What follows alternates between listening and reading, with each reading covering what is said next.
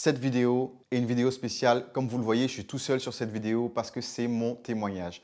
Comment est-ce que Dieu m'a pris, m'a changé, m'a transformé, s'est révélé à moi et a transformé ma vie. C'est ce que je vais vous raconter dans cette vidéo.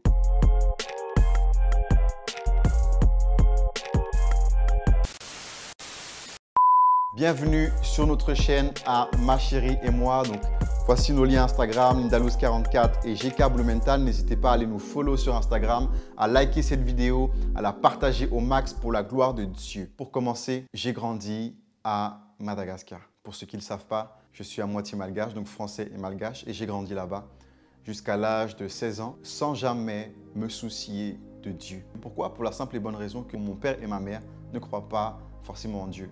Ils ne sont pas chrétiens, ils n'ont pas de religion, ils ne nous ont jamais parlé de Dieu. Et un jour, donc voilà, on est arrivé en France. Je faisais beaucoup de musique. D'ailleurs, j'ai été animateur dans une radio à Everyone dans le 91. J'étais animateur pendant presque 2 ans.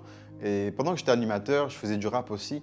Et ça faisait que j'ai commencé à côtoyer aussi des personnes qui n'étaient pas forcément des bons exemples. Malgré le fait que j'ai pu aller dans des endroits où il y avait de la drogue, où il y avait de l'alcool, beaucoup de choses qui étaient malsaines. Malgré ça, Dieu m'a toujours fait grâce de ne pas tomber là-dedans. C'est-à-dire que malgré le fait qu'on me proposait cela, j'ai toujours dit non, ça ne m'a jamais intéressé. Parce que j'étais dans une vision où moi, je voulais réussir dans la vie.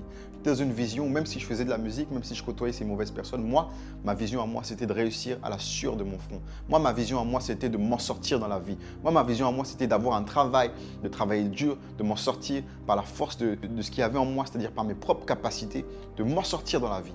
J'ai fait ce qu'on appelle une classe préparatoire aux grandes écoles de commerce. Et en fait, c'est là que j'ai rencontré le Seigneur. C'était dans cette phase où j'étais vraiment dans une optique de réussir par mon intelligence, de réussir par mon intellect, dans une phase de ma vie où j'étais à fond dans la rationalisation des choses, dans la logique, dans la philosophie.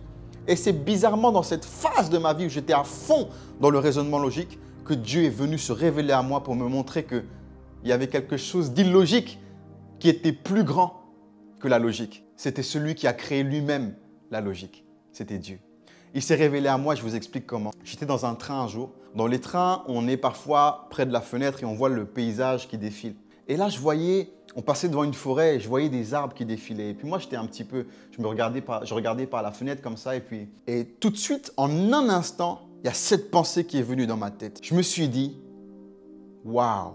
C'est tellement beau la nature. Pourtant, à l'instant d'avant, même toute ma vie, je passais devant des arbres, mais cette pensée ne m'est jamais venue dans la tête. Mais à ce moment précis, je me suis dit, waouh, on voit la nature comme ça. Mais la nature, en réalité, est ordonnée. Et c'est cette notion d'ordre dans la nature qui m'a impacté à ce moment-là. Pour que les choses soient si belles, c'est parce que quelqu'un l'a créé. Pour que la planète Terre tourne sur elle-même et tourne à la fois autour du Soleil, il faut qu'il y ait un ordre précis. Si vous déplacez la Terre un petit peu plus loin ou un petit peu moins loin ou plus près du Soleil, quelque chose d'extraordinaire va se passer à tel point que la vie peut disparaître. Si vous regardez donc au niveau astronomique, au niveau de l'univers, il y a un ordre. Si vous regardez au niveau nanométrique, au niveau microscopique, au niveau des atomes, il y a un ordre. Et là, je me suis dit, il y a forcément quelqu'un qui a créé, qui a mis en place cet ordre. Parce que ça ne peut pas être l'œuvre du hasard, comme nous disent certains. Entre ce que les scientifiques appellent le Big Bang et la réalité d'aujourd'hui, il y aurait dû avoir une succession de hasards tellement nombreuses que c'est inconcevable qu'on appelle cela le hasard. Ce n'est plus du hasard, c'est de l'ordre. À partir de ce moment-là, je me suis dit, il y a un Dieu qui existe. Et si un Dieu existe, il faut que je le trouve, il faut que je le rencontre, il faut que je le cherche, il faut que j'essaie d'en savoir plus sur ce Dieu qui a créé les cieux et la terre et la nature de façon si harmonieuse et si belle. Pour la petite anecdote, j'ai continué mes études, j'ai fait mes oraux, tout s'est bien passé, voilà. Et en parallèle, j'ai commencé ma quête de la rencontre du Seigneur. À ce moment-là, je suis passé d'un état où qui est Dieu, je ne sais pas, à un état de me dire un Dieu existe. Il faut que je le rencontre, il faut que je le trouve, il faut que j'en apprenne plus sur lui. S'il n'y a rien à apprendre, tant pis, au moins j'aurais essayé. Mais si un Dieu existe, il faut que je ne sais pas pourquoi j'avais en moi cette soif du coup de savoir, mais si un Dieu existe, il faut que j'essaie d'en apprendre plus sur lui. Alors ce que j'ai fait, j'ai lu la Bible, en tout cas une partie de la Bible, j'ai lu une partie du Coran, j'ai fait des recherches par rapport au bouddhisme. Où trouver Dieu? Qui aurait la réponse à mes questions? Il y a un Dieu, mais qui a la vérité? Qui détient la vérité? Où se trouve la vérité? Comment se rapprocher de ce Dieu? Comment le connaître? Comment savoir qui est ce Créateur? J'avais soif. J'avais soif. À partir de cet instant, je suis passé d'une vie où je m'en fichais de Dieu à une vie où il fallait que j'aie des réponses par rapport à ce Créateur mystérieux. Alors j'ai commencé à chercher. J'ai commencé à chercher. Et vous savez, à partir d'un moment donné, j'ai abandonné. J'ai arrêté. Parce que je me suis dit, je n'y arriverai pas. Parce qu'en côtoyant, en me rapprochant de musulmans pour essayer de leur poser des questions, en me rapprochant de chrétiens pour leur poser des questions, en me rapprochant de bouddhistes pour leur poser des questions, en me rapprochant des juifs pour leur poser des questions, je me suis rendu compte que même un homme pourrait passer toute sa vie à méditer, à lire le Coran, qu'il aurait fini tout en ne sachant toujours pas répondre à mes questions. Il y a tellement d'endroits où chercher, tellement d'orientations, tellement de directions où aller. Comment savoir? Comment trouver? Je me suis dit, je n'y arriverai pas pour moi-même. Si ce n'est pas ma propre intelligence, je ne vais pas y arriver. Alors qu'est-ce que j'ai fait? J'ai dit, je vais tout remettre entre les mains de ce Dieu. Si vraiment ce Dieu existe et qu'il veut, parce que peut-être qu'il existe, mais qu'il n'a pas besoin que je le cherche finalement. Peut-être qu'il existe tel qu'il est et il n'a pas besoin que je le retrouve, que je le recherche, que je le connaisse. Peut-être. Il existe par lui-même. Mais je me suis dit, si ce Dieu, ce Créateur, veut que moi, je le rencontre, alors il va faire en sorte que je le rencontre. Alors, ce que j'ai fait, c'est que je me suis rappelé, vous savez, comme dans les films américains, souvent, on voit les enfants, les parents qui prient ensemble autour du lit, qui se mettent à genoux, qui mettent leurs mains comme ça et qui commencent à prier. C'était les seules petites références que j'ai par rapport à la religion, c'est dans les films, finalement. Et dans les films, je voyais ça et donc je me suis dit, bon, je vais faire pareil. Je me suis mis à genoux à côté de mon lit d'étudiant et j'ai fait cette prière. J'ai dit, Seigneur, si tu existes, s'il te plaît, révèle-toi à moi. Permets-moi de me rapprocher de toi et de te connaître parce que j'ai envie de te connaître davantage. J'ai envie de connaître qui est ce Créateur des cieux et de la terre qui a fait les choses et l'univers de façon si belle, de façon si ordonnée. Et j'ai fait cette prière et je n'ai plus recherché Dieu à partir de ce moment-là. Un jour, Dieu a mis sur mon chemin une personne. Et cette personne-là, en réalité, c'était une femme. Et cette femme-là voulait en fait me connaître, apprendre à se connaître davantage. Et donc, je me suis dit, bon, bah écoute, je vais lui parler. Voilà, on parlait. Et paf, elle a parlé de Dieu. Et moi, qui recherchais Dieu à l'époque, j'ai vu en cela peut-être une possible réponse de Dieu à mes prières. Donc, j'ai dit, ok, allons-y, je vais voir ton église. On est allé, donc dimanche qui arrive, je vais à l'église et il y avait la louange, il y avait l'adoration. Alors, moi qui cherchais Dieu, bah, je rentre dans le jeu, tu vois, je me laisse prendre au jeu et je commence à fermer les yeux. Et je commence à prier.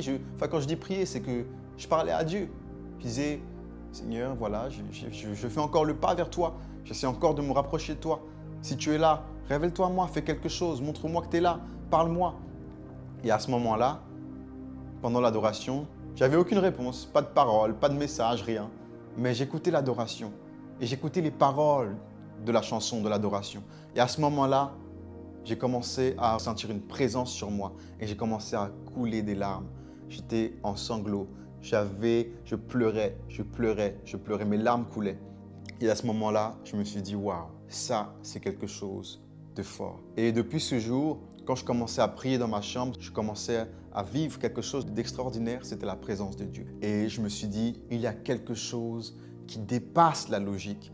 Il y a quelque chose qui dépasse le raisonnement et l'intelligence. Il y a ce qu'on appelle Dieu et le surnaturel de Dieu. Cette soif de Dieu en moi a augmenté encore plus. Et c'est comme ça que j'ai rencontré le Seigneur. Comment est-ce qu'à partir de ce moment-là, je suis passé de quelqu'un qui venait tout juste de fraîchement rencontrer le Seigneur, de commencer à vivre les choses du Seigneur pour arriver au niveau du service en tant que pasteur, consacré, prophète à l'Église. J'étais dans ma chambre et je priais le Seigneur. Je priais le Seigneur, j'ai dit, Seigneur, je veux te servir. Comment est-ce que je peux faire pour te servir? Comment est-ce que je peux faire pour te plaire? Comment est-ce que je peux faire pour faire quelque chose qui fasse avancer ton œuvre? Et j'ai été saisi d'une onction, j'ai été saisi du Saint-Esprit ce jour-là dans ma chambre. Je n'ai pas compris ce qui s'est passé. Et le lendemain à l'église, sans même que je comprenne ce qui se passe, le pasteur est venu vers moi, il m'a dit, toi, tu joues de la guitare? Je lui ai dit, oui, effectivement, je joue de la guitare. Il m'a dit, ok, Donc, dès demain, à l'église, tu vas rejoindre le groupe des chantres, donc le groupe de la chorale, et puis tu vas jouer de la guitare dans la chorale. J'ai dit, mais je ne sais pas très bien jouer de la guitare, je sais à peine jouer de la guitare. Moi, j'avais appris à jouer de la guitare pour impressionner mes copines de l'époque. Elle m'a dit, je ne veux rien savoir. Dieu m'a dit que tu prends ta guitare et tu vas dans la chorale pour jouer, pour le servir. Et là, j'ai dit, waouh, ma prière de la veille qui était de dire que je voulais le servir, dès le lendemain, le Seigneur m'a dit, ok, viens me servir à la chorale. C'était impressionnant, c'était extraordinaire. Et j'étais vraiment content parce que le Seigneur avait répondu à ma prière. Maintenant, je suis arrivé dans un groupe où je savais à peine jouer de la guitare. Il y a eu beaucoup de difficultés, beaucoup d'épreuves, beaucoup de patience, beaucoup d'humilité. Ça a pris du temps. Mais Dieu a fait grâce que j'ai pu réussir à surmonter ces épreuves, à surmonter ces persécutions. Il y a eu des calomnies, il y a eu des oppositions dans tous les sens. Et Dieu a permis que dans ce ministère, dans ce service, j'ai pu grandir, j'ai pu me rapprocher de lui. Il a pu répondre à beaucoup de mes questions. Il m'a enseigné, il m'a guidé, il m'a relevé toutes les fois où j'ai pu tomber aussi. Jusqu'au jour, donc après, beaucoup plus tard, où Dieu m'a permis donc de passer dans le service pastoral consacré au niveau prophétique. Et c'est comme ça que ça s'est fait. Marche après marche, étape après étape, jour après jour. J'ai toujours gardé dans mon esprit pourquoi j'étais là, pour servir Dieu. C'était une joie pour moi parce que je savais que alors c'est Dieu qui m'avait placé là et que je le faisais parce que ça plaisait à Dieu. Et c'était vraiment le début d'une relation forte avec le Seigneur qui n'a cessé de croître et de croître et de croître jusqu'à aujourd'hui, par la grâce de Dieu. Il y a plusieurs années, j'avais dit à ma femme, ma chérie, est-ce que ça te dérangerait de te marier avec un pasteur? Je lui avais posé la question comme ça, parce que je sentais au fond de moi que j'allais devenir pasteur. Il y avait aussi une autre fois, je me rappelle, quand j'étais petit, sans même le savoir, en fait, ce qui s'est passé, c'est que je faisais beaucoup de rêves. Ce que je voyais dans les rêves quand j'étais petit, c'était ce qu'il y avait exactement décrit dans la Bible, que c'était les rêves de l'Apocalypse. Je ne comprenais pas pourquoi je faisais ces cauchemars, pourquoi est-ce que je faisais ce rêve comme une espèce de fin des temps. Alors j'ai compris que c'est Dieu qui me parlait, qui me donnait déjà un message, celui de la fin des temps. Le message de se dire, repentons-nous. Repentons-nous parce que la fin des temps est proche. Repentons-nous parce que la fin des temps est très proche. C'est un message que Dieu m'avait déjà donné quand j'étais encore enfant, sans même savoir que j'allais un jour prêcher ce message et annoncer ce message à d'autres personnes. Et cela a encore conforté encore plus ma foi en me disant, waouh, avant même que je ne donne ma vie à Christ, Dieu me parlait déjà. Dieu me connaissait déjà. Dieu certainement me protégeait déjà. Quand moi, je pensais vivre ma vie comme bon me semblait, en fait, Dieu était déjà là et me protégeait déjà. Waouh! Waouh! Extraordinaire. Et j'aimerais terminer cette vidéo en faisant cette prière avec toi. J'aimerais que tu puisses prier avec moi et remettre ta vie à toi aussi entre ses mains, afin que la même manière qu'il a utilisée, qui m'a changé, qui m'a transformé et qui m'a emmené aujourd'hui dans le début de ma destinée, qu'il puisse aussi le faire pour toi. Alors étends tes mains vers l'écran, vers ton téléphone, vers l'ordinateur, peu importe, et ferme les yeux. Et nous prions ensemble. Répète après moi. Père éternel, Seigneur Tout-Puissant, Créateur des cieux et de la terre, je veux te dire merci parce que tu as permis que je tombe sur cette vidéo et que je la visionne. Car je crois qu'il n'y a pas de hasard comme l'a dit ton serviteur. Alors je veux te remettre ma vie entre tes mains. Seigneur Jésus-Christ, je te donne ma vie afin que tu deviennes à mon tour, à moi aussi, que tu deviennes mon Seigneur et mon Sauveur. Que moi aussi tu changes ma vie. Que moi aussi tu me permettes de te connaître davantage. Que moi aussi tu me donnes la victoire face à mes ennemis. Que moi aussi tu me donnes la victoire dans mes combats et dans mes difficultés. Que moi aussi tu me sauves de la mort et de la maladie. Seigneur Jésus-Christ, je te confie mon lendemain. Seigneur Jésus-Christ, je te confie ma vie. Seigneur Jésus-Christ, je veux me rapprocher de toi. Au nom puissant de Jésus-Christ, nous disons 3 fois Amen. Amen, Amen, Amen.